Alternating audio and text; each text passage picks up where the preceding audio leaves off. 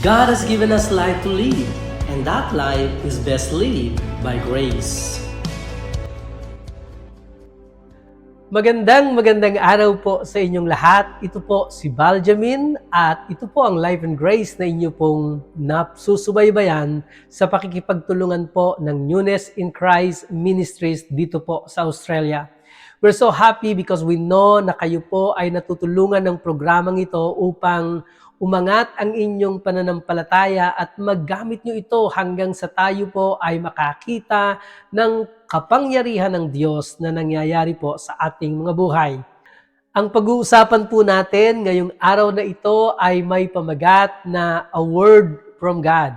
Pag-uusapan po natin dito kung paanong ang salita ng Diyos na tinanggap natin na ating pinagbubulay-bulayan na habang tayo po ay nakapagtitiwala sa salita ng Diyos na ating tinanggap, nagagamit natin ang ating pananampalataya at ito po ay nag-a-abound, ito po ay nag-uumapaw sa pagpapasalamat sa Panginoon kahit na nasa gitna po tayo ng mga pagsubok sa buhay. Ito po yung pag-uusapan natin. Let's jump in po sa ating episode for today. In our last episode, we have concluded that in our journey sa paggawa po natin ng kung ano ang pinapagawa sa atin ng Panginoon at tayo po ay humaharap sa mga storms of life, we don't need to be afraid because His Word, ang Kanya pong salita, ang katotohanan nito that we believe and we understand ay sapat na po to make us stand on the inside that will eventually make us stand on the outside too. Ang ibig sabihin, kapag pinaniwalaan po natin sa loob natin, ito po ay magdadala upang ito po ay mag-manifest sa ating physical situation kung saan po natin ito kinakailangan.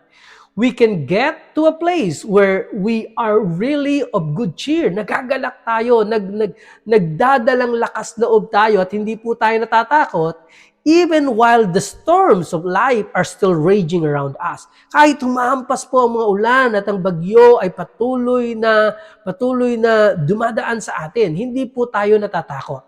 We can get ourselves into singing and praising God. Kagaya po ng pinag-usapan natin na si Pablo po at si Silas nung makulong, meron po silang kinakaharap na malaking bagyo ng buhay. Yet natagpuan nila ang sarili nilang umaawit at nagpupuri sa Panginoon, nagagalak sa Panginoon sa kanilang relationship sa Panginoon kasi alam natin din, kagaya nila, that He will take care of things na kahit po ano ang mangyari sa atin, sa ating sitwasyon, ang kauwian pa rin nito, ang kahihinatnan nito ay mananalo pa rin tayo pa rin ay magtatagumpay. Kahit anong mangyari, panalo tayo.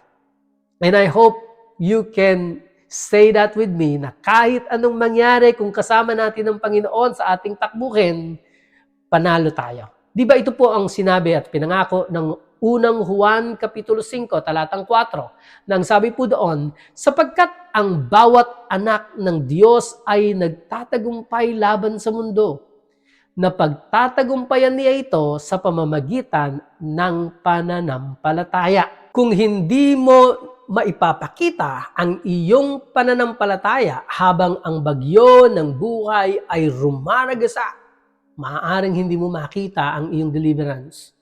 Alam niyo po, marami pong tao ang sumasabay lamang sa agos ng pangyayari sa paligid. Kapag nasa gitna po sila ng problema, ay magpupuri po sila because alam nilang ito ang tamang gawin. Magpupuri sila sa Diyos at tama po yung kanilang mga sinasabi. Sasabihin nilang mabuti ang Diyos, sasabihin nilang tapat ang Diyos sa kanyang mga pangako. At ito pong lahat ng ito ay tama. Pero sa loob ng kanilang mga puso, they are not really believing. They're just wishing sa loob ng puso nila at nangangarap sila at umaasa sila that things will work out well para sa kanila. Kapag nagpasimula kang maniwalang tunay you will find yourself abounding in thanksgiving. Matatagpuan mo ang sarili mo na umaapaw ka sa pagpapasalamat. Yun po yung nandoon ka sa pananampalataya talaga. Na kahit nasa gitna ka ng bagyo, pero punong-puno ka ng pagpapasalamat sa Panginoon.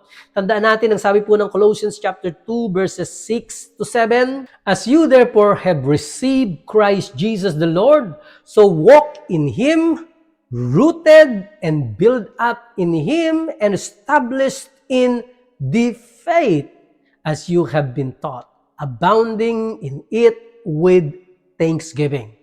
Ang ibig sabihin po nito, the way faith abounds is through thanksgiving.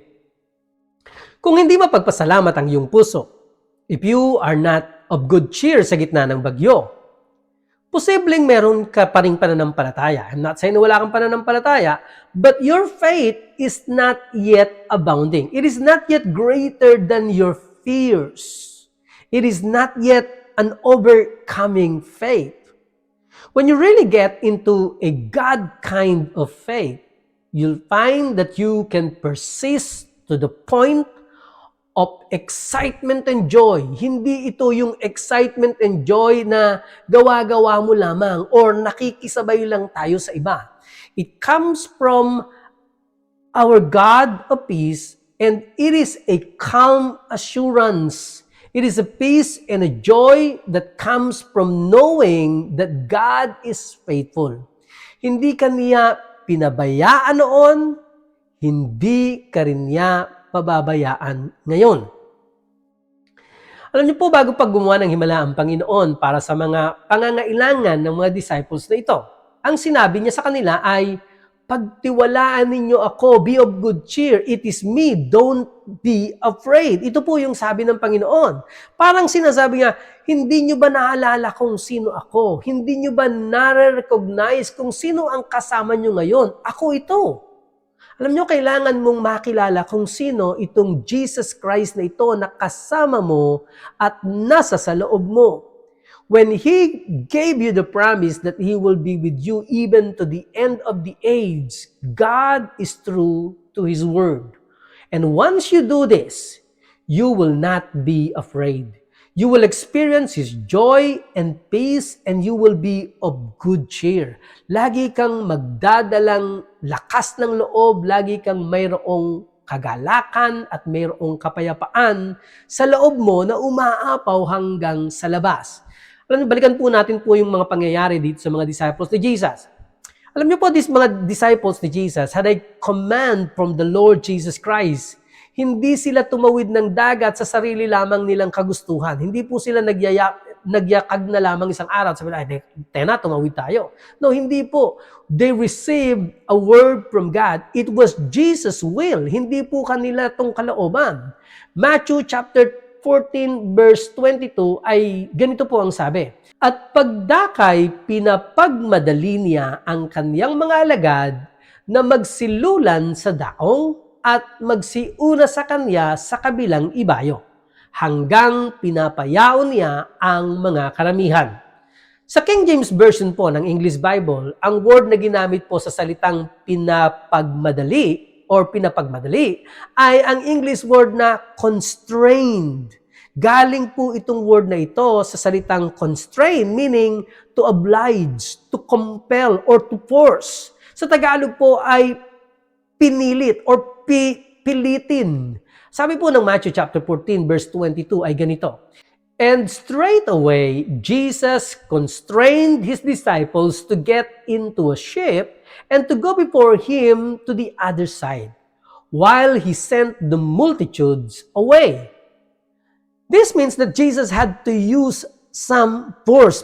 Nung sinabing pinilit ng Panginoon, gumamit po siya ng puwersa. Hindi niya po hinawakan ng mga disciples at pagkatapos ay tinulak niya sa bangka. Hindi po ganun. Gayunpaman, pinilit niya sila because they did express some type of resistance toward getting in the boat and setting sail. So si Jesus po, kinonstrain sila or pinilit sila, which basically means sinabihan sila ng Panginoon ng madiin, ng mayroong pagpupumilit o may puwersa. Madiin po yung sinabi ng Panginoon. He forcefully told them, get in and go. Yun po yung sinabi ng Panginoon. Now, maaaring tinatanong ninyo, bakit kaya pumapalag o umaangal ang mga disciples? Bakit sila nag-express ng sarili nilang di pagsang-ayon na sumakay sa bangka at pumalaot? Bakit kinakailangan pang pilitin sila ng ating Panginoong Hesus? Tandaan po nating marami po sa mga disciples nito, marami po sa kanila, ang dito na po nagsilaki sa Lake of Galilee. Nagsilakihan po sila dito bilang mga fishermen. Ito po yung trade nila, ito po yung mga negosyo nila, ito po yung paraan ng pamumuhay na kanilang kinalakihan.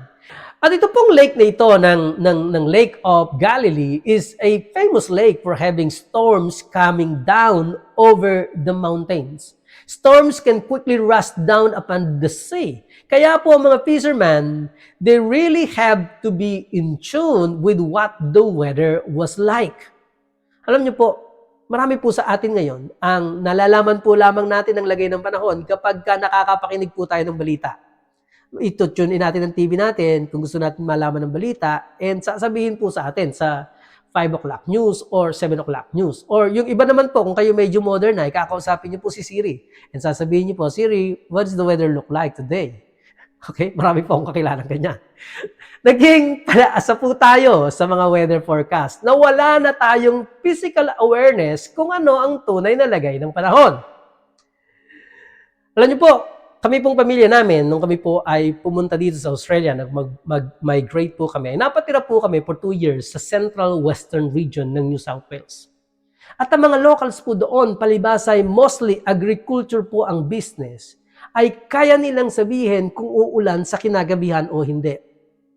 Kaya nilang maramdaman ang pagbabago sa barometric pressure at humidity ng hangin. Sasabihin po nila, mukhang malinsangan ang panahon, mukhang uulan. And sure enough, maya-maya lamang po, umulan nga. Ganito po katindi yung mga taga doon. They are very good in navigation, they are very good in weather condition. Ito pong mga disciples ni Jesus, palibhasa po yung mga fishermen, mga mangingisda po, ay mas magaling pa kaysa sa makinig ka ng radio in predicting the weather. They were far more in tune with the weather than we are today. Maaaring hindi pa nga dumarating ang bagyo pero nararamdaman na nila ang mga indication na paparating na ang bagyo. And that is why Jesus had to constrain them. Kaya kinakailangan po silang pilitin ni Jesus kasi may nararamdaman na sila. Sa kanilang pagpapalagay ay hindi nararapat na pumalaot sa dagat sa panahong iyon. It was against their better judgment. Yet, they went because Jesus told them to. Pumalaot sila ng dagat dahil iniutos ito ng Panginoon.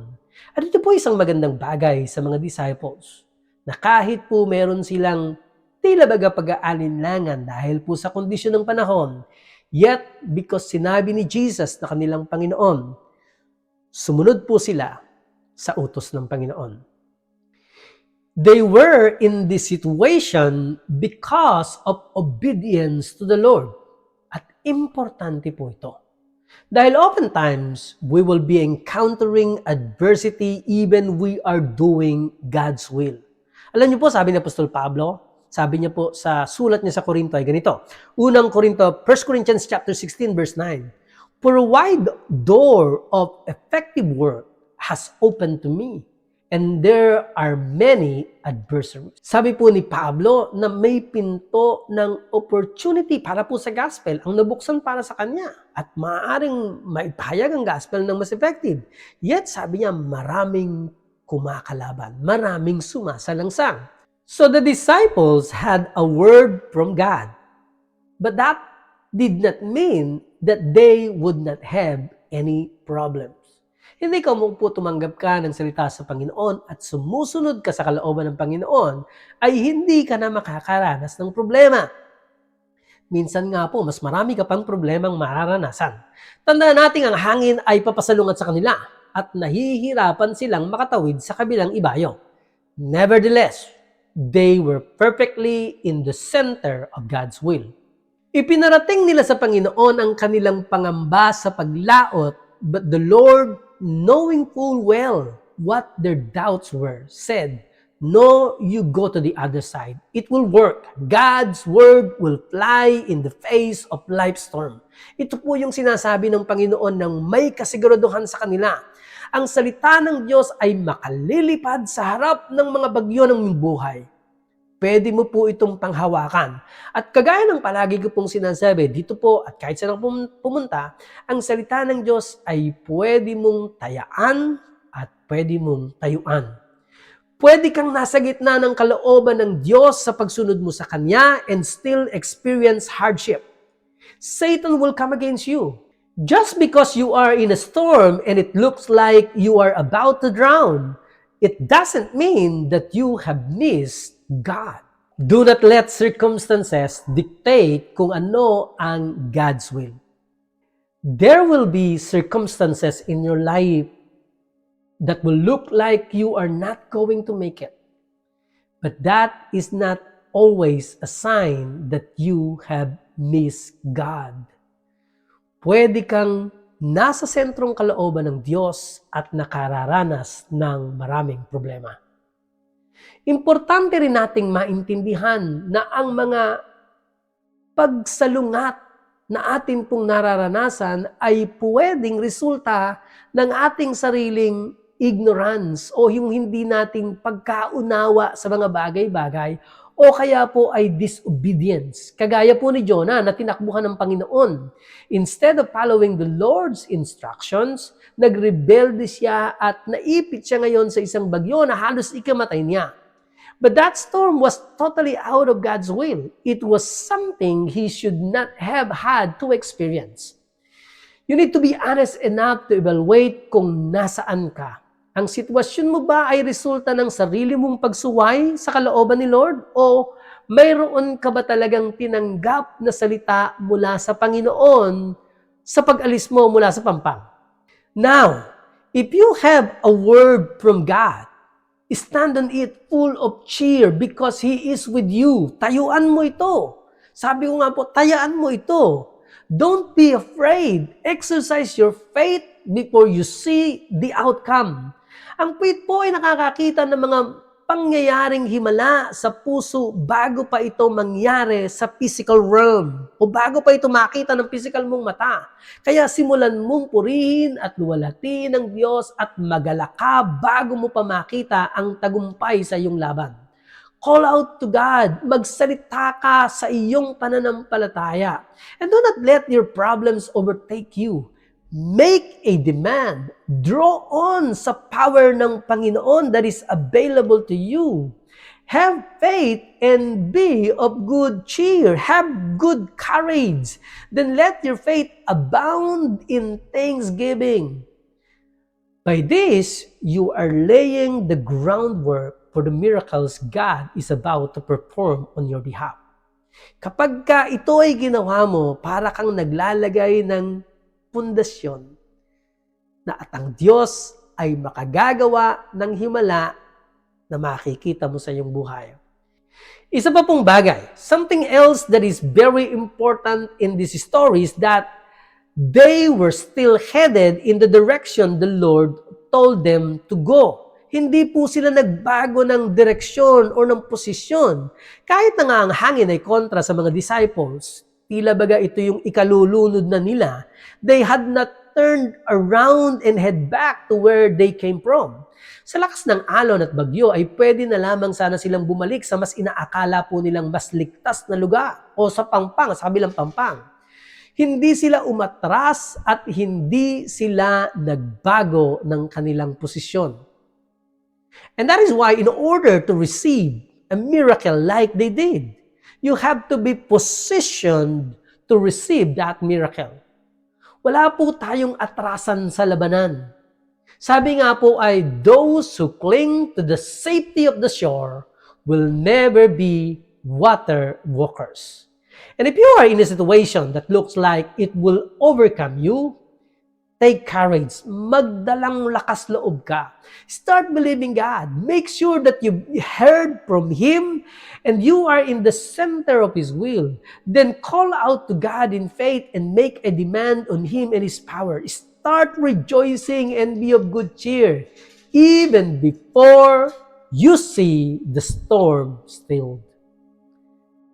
Tingnan niyo po itong dalawang verses na ito. Sabi po ng Biblia, Philippians chapter 4 verse 4, rejoice in the Lord always, and again I say rejoice. Sabi po ng 1 Thessalonians chapter 5 verse 18, in everything give thanks, for this is the will of God in Christ Jesus concerning you. Kapag narating mo ang lugar ng pananampalataya, magsasaya kang nagpupuri sa Panginoon at hindi na mahalaga sa iyo ngayon ang issue whether your circumstances ever work out or hindi.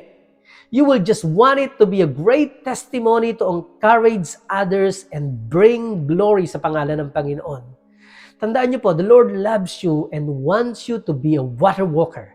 He desires that you overcome the storms of life instead of you being overcome by them. Ang mga simple pong katotohanan nito, simple ngunit makapangyarihan, ang makatutulong sa iyo to become a water walker. I hope meron po kayong nadampot sa episode po natin ito. Ito po si Baljamin Tatlong Hari. Ito po ang Life and Grace at ako po ay nagsasabi sa inyo, life is best lived by grace. Shalom!